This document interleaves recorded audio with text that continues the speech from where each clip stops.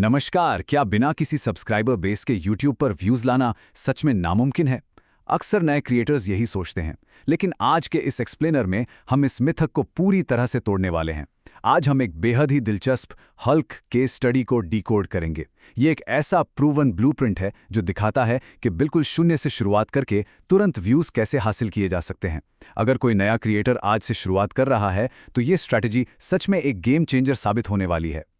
Screen पर दिख रहे इस नंबर पर जरा गौर कीजिए, 7000। सोर्स सामग्री से मिली ये जानकारी सच में हैरान कर देने वाली है। सोचिए, एक बिल्कुल नया चैनल, सब्सक्राइबर्स की संख्या एकदम शून्य और सिर्फ 28 मिनट के भीतर 7000 व्यूज जनरेट हो गए। जी हां, सिर्फ 28 मिनट। ये कोई तुक्का या किस्मत का खेल नहीं था, बल्कि एक सोची समझी रणनीति का नतीजा था। यह साफ तौर पर साबित करता है कि अगर एल्गोरिदम की सही समझ हो तो शून्य से शिखर तक का सफर बहुत तेजी से तय किया जा सकता है। तो चलिए बिना किसी देरी के इस पूरी प्रक्रिया को स्टेप बाय स्टेप समझते हैं। आज के इस ब्लूप्रिंट में हम 5 चीजें देखेंगे। पहला, 0 सब्सक्राइबर प्रूफ। दूसरा, AI ट्रेंडिंग म्यूजिक ढूंढने का तरीका। तीसरा, 5% ऑडियो रूल। चौथा, वाई टूल और कुछ हिडन सेटिंग्स। और आखिर में 5 मिनट वेट का सीक्रेट। आइए सबसे पहले पॉइंट नंबर 1 से शुरू करते हैं, जो है 0 सब्सक्राइबर प्रूफ। इस हल के स्टडी का शुरुआती बिंदु बिल्कुल क्रिस्टल क्लियर था। चैनल पर 0 सब्सक्राइबर्स थे और पहले से एक भी वीडियो अपलोड नहीं किया गया था। ऐसा इसलिए किया गया ताकि ये साबित हो सके कि सफलता किसी पुरानी ऑडियंस की वजह से नहीं मिली है। एक बिल्कुल नया, खुद से एडिट किया गया हल का वीडियो तैयार किया गया। इसमें विजुअल्स और साउंड इफेक्ट्स काफ़ी अट्रैक्टिव रखे गए थे। इस पूरे एक्सपेरिमेंट का इकलौता मकसद यही दिखाना था कि ये स्ट्रैटेजी 100% काम करती है, वो भी तब जब कोई ऑडियंस मौजूद ना हो। अब आते हैं हमारे दूसरे और बेहद जरूरी स्टेप पर, AI ट्रेंडिंग म्यूजिक। अब यहाँ जो सबसे दिलचस्प बात है वो ये है कि ट्रेंडिंग म्यूजिक खोजने के लिए सिर्फ अंदाजा नहीं लगाया गया, बल्कि चैट जीपीटी का बहुत ही स्मार्ट तरीके से इस्तेमाल किया गया। प्रॉम्प्ट पर ध्यान दीजिए, today 5 January 2026 trending shorts music for YouTube shorts. इस तरह का सीधा और सटीक प्रॉम्प्ट देने से AI तुरंत नंबर 1 ट्रेंडिंग ट्रैक निकालकर दे देता है, यानी वो ट्रैक जिसे एल्गोरिदम उस वक्त सबसे ज्यादा पुश कर रहा है। चैट जीपीटी से ट्रैक का नाम मिलने के बाद इसे सही तरीके से इस्तेमाल करना असली खेल है। सोर्स के मुताबिक चैट जीपीटी ने पासो बेम सोल्टो स्लोड नाम का ट्रैक सजेस्ट किया। इसके बाद क्या किया गया? इसे सीधे यूट्यूब के एड साउंड सेक्शन में सर्च किया गया। और यहां एक बहुत बड़ा सीक्रेट छिपा है। सर्च रिजल्ट्स में से हमेशा उसी ट्रैक को चुनना है जिस पर सबसे ज्यादा शॉर्ट्स बने हों। इस केस में 1.7 करोड़ यानी 17 मिलियन से ज्यादा शॉर्ट्स में इस्तेमाल हुए ट्रैक को चुना गया। ऐसा करने से वीडियो सीधे एल्गोरिदम के मोमेंटम के साथ लॉक हो जाता है। चलिए आगे बढ़ते हैं नंबर 3 की तरफ, द 5% ऑडियो रूल। और ये शानदार ढंग से दर्शाता है कि ओरिजिनल कंटेंट और ट्रेंडिंग म्यूजिक के बीच बैलेंस कैसे बनाया जाता है। असल में वीडियो का जो ओरिजिनल ऑडियो है उसे पूरे 100% पर रखा जाता है, लेकिन जो AI से ढूंढा गया ट्रेंडिंग ट्रैक हमने जोड़ा है उसकी वॉल्यूम को एकदम घटाकर सिर्फ 5% कर दिया जाता है। इसका फायदा बहुत ही कमाल का है।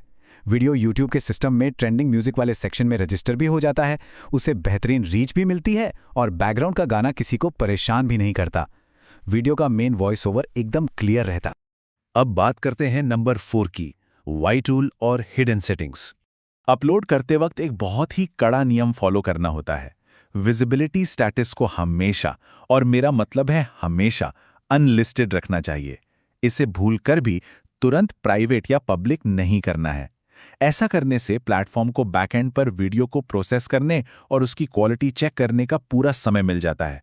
एल्गोरिदम इसे सही दर्शकों के लिए अच्छे से तैयार कर पाता है। जो वीडियो बैकग्राउंड में अपलोड हो रहा होता है, ठीक उसी वक्त टाइटल में कुछ बुनियादी हैशटैग्स जोड़ दिए जाने चाहिए, जैसे #शॉर्ट्स, #ट्रेंडिंग और #ट्रेंडिंग शॉर्ट्स। ये वो फाउंडेशनल टैग्स हैं जो शुरुआती प्रोसेसिंग के दौरान ही सिस्टम को सिग्नल दे देते हैं कि वीडियो का फॉर्मेट और नेचर क्या है। आइए देखते हैं कि ये कैसे काम करता है। यहाँ वाई टूल नाम की ऐप का इस्तेमाल एक बहुत ही स्मार्ट मेटाडेटा स्ट्रैटेजी के लिए किया गया। सबसे पहले YouTube पर जाकर अपने टॉपिक को सर्च किया गया, जैसे हल्क AI ट्रेंडिंग वीडियो। फिर एक ऐसा वीडियो ढूंढा गया जो बहुत तेजी से व्यूज ला रहा हो, मान लीजिए एक दिन में 18 लाख व्यूज। इसके बाद उस वायरल वीडियो का लिंक कॉपी करके वाई टूल में डाला गया और वहां से उसका सटीक टाइटल, डिस्क्रिप्शन और टैग्स निकालकर अपने वीडियो में पेस्ट कर दिया गया। इसे पिगीबैकिंग कहते हैं, यानी किसी सफल वीडियो के मोमेंटम की सवारी करना। मेटाडेटा डालने के बाद ऑडियंस सेटिंग्स को सही करना बेहद ज़रूरी है। नए क्रिएटर्स अक्सर यहीं चूक जाते हैं। हमेशा no it's not made for kids वाला ऑप्शन ही सिलेक्ट करना चाहिए। और हाँ, एज रिस्ट्रिक्शन वाले हिस्से को बिल्कुल नहीं छेड़ना है। अगर यहाँ गलत ऑप्शन चुन लिया तो वीडियो की रीच बुरी तरह सीमित हो जाती है और वो कभी वायरल वाले जोन में जा ही नहीं पाता। और अब हम पहुंच गए हैं अपने आखिरी और सबसे महत्वपूर्ण पड़ाव पर। Number 5, the 5 minute wait. अब यहाँ एक बहुत बड़ा सवाल उठता है, सेटिंग सेव करने के तुरंत बाद पब्लिश बटन क्यों नहीं दबाना चाहिए? आखिर 5 मिनट का इंतजार क्यों करना है? सच तो ये है कि बिना इंतजार किए तुरंत पब्लिश कर देने से अक्सर एल्गोरिदम कंफ्यूज हो जाता है और एक अच्छा वीडियो भी फेल हो सकता है।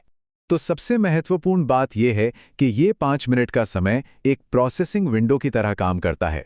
ये 4 से 6 मिनट का अनलिस्टेड पीरियड प्लेटफॉर्म के एल्गोरिदम को ये समझने का पूरा समय देता है कि जो नया मेटाडेटा हमने डाला है या जो 5% ऑडियो रूल हमने सेट किया है वो आखिर किस कैटेगरी का है।